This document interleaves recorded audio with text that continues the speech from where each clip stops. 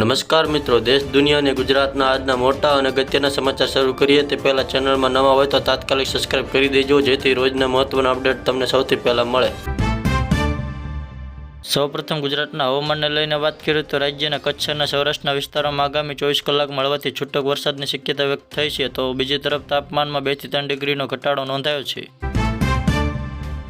ત્યારબાદ ફટાફટ સમાચારમાં આગળ વાત કરીએ તો રોહિત શર્મા અને કોહલીના ફેન્સ માટે ખરાબ સમાચાર સામે આવ્યા છે. વર્લ્ડ કપની મેચોમાં હવે આ બંને ખેલાડી 27 તારીખની મહત્વની મેચોમાં નહીં રમે એવી શક્યતા વ્યક્ત થઈ છે. પૂર્વ કોચ રવિ શાસ્ત્રીએ કહ્યું કે આ મેચમાં કંઈક મોટું ડ્રામા જોવા મળશે. ત્યારબાદ ફટાફટ સમાચારમાં આગળ વાત કરીએ તો બોટાદના હળદર ગામમાં કપાસ આંદોલન દરમિયાન જે હિંસક અથડામણ થઈ તેના કારણે રાજકારણ ગરમાયું છે.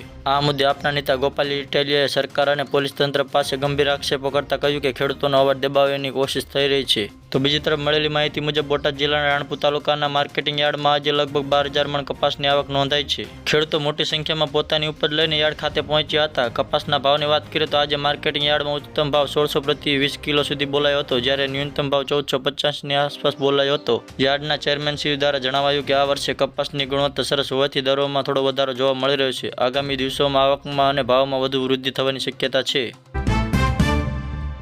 તો સમાચારમાં આગળ વાત કરીએ તો બનાસકાંઠા જિલ્લામાં મગફળીના ઉત્પાદનમાં ઘટાડો થતાં ખેડૂતો મુશ્કેલીમાં મુકાયા છે. રાજ્ય સરકારે ટેકાના ભાવે મગફળી ખરીદી અંગે મહત્વની બેઠક બોલાવી છે. ખેડૂતો કહે છે કે જો યોગ્ય ભાવ નહીં મળે તો રાજ્યવ્યાપી આંદોલન કરશે.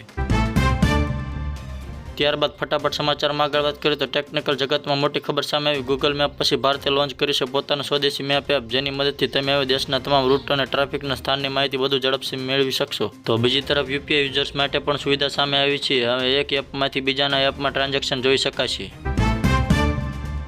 તો ફટાફટ સમાચારમાં આગળ વાત કરીએ તો દિવાળી પહેલા દેશના કરોડો કર્મચારીઓ માટે ખુશખબર. સરકારે પીએફના નિયમોમાં મોટો ફેરફાર કરતા વધુ એક ફાયદો મળશે. તો બીજી તરફ ટીસીએસે પણ મોટું રોકાણ જાહેર કર્યું છે. 54,000ના સોવરિન ડેટા સેન્ટર વડે ભારત બનશે એઆઈ હબ.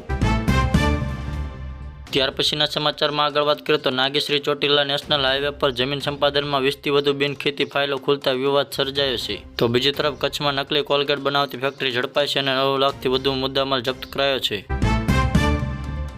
ત્યારબાદ આંતરરાષ્ટ્રીય સમાચાર વિશે વાત કરીએ તો યુક્રેન અને રશિયા વચ્ચેનું યુદ્ધ વધુ ભયંકર બન્યું છે. અમેરિકા હવે યુક્રેનને ઘાતક ટોમહોક મિસાઇલ સિસ્ટમ આપશે, જેના જવાબમાં રશિયાએ કહ્યું કે જો આ હથિયાર ઉપયોગમાં લેવાશે તો પરિણામ ગંભીર રહેશે. તો ફટાફટ સમાચારમાં આગળ વાત કરીએ તો ટ્રમ્પના નવા નિયમથી આખા એશિયાની બજારોમાં ખળભળાટ મચ્યો છે. અમેરિકા 100% ટેરિફ લગાવતા જાપાન, હોંગકોંગ, તાઇવાન સહિતના શેર બજારોમાં ભારે ધરાશાયી સ્થિતિ જોવા મળી છે. ત્યારબાદ સમાચારમાં આગળ વાત કરીએ તો નર્મદા જિલ્લામાં સાંસદ મનસુખ વસાવાએ અધિકારીઓને જાહેરમાં ઠપકો આપતા કહ્યું કે અમને સંસદમાં ન રોકો, નહીં તો પરિણામ સારું નહીં આવે. ત્યારબાદ સમાચારમાં આગળ વાત કરીએ તો ગુજરાતમાં રાજકીય ચક્રાવાત પણ ફરે છે. સિક્કા નગરપાલિકાના ચેરમેન અને 8 કોઓપરેટિવ કોંગ્રેસમાં જોડાતા ભારે રાજકીય ગરમાવો. તો બીજી તરફ બિહારમાં એનડીએની અંદર પણ ભંગાણની આશંકા વ્યક્ત થઈ રહી છે. ઓમપ્રકાશ રાજભરે બેઠક વહેંચણી ન થાય તો 153 બેઠક પર લડશું તેવી ચેતવણી આપી છે.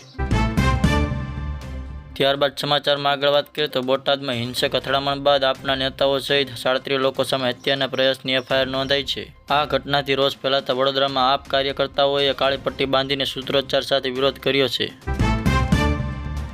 ત્યારબાદ ફટાફટ સમાચારમાં આગળ વાત કરીએ તો ડભોઈમાં સિરપ લીધા બાદ 2 બાળકોને આડઅસર, બંને હાલ સારવાર હેઠળ. વડોદરાના ડભોઈમાં મધ્યપ્રદેશના સિરપકાંડ જેવી જ ઘટના સામે આવી છે, જ્યાં કપ સિરપ લીધા બાદ 2 બાળકોને આડઅસર જોવા મળી રહી છે. હાલ આ બંનેને સારવાર સામે પ્રમુખ હોસ્પિટલમાં ખસેડાયા, ત્યારે આરોગ્ય વિભાગે તપાસ શરૂ કરી દીધી છે.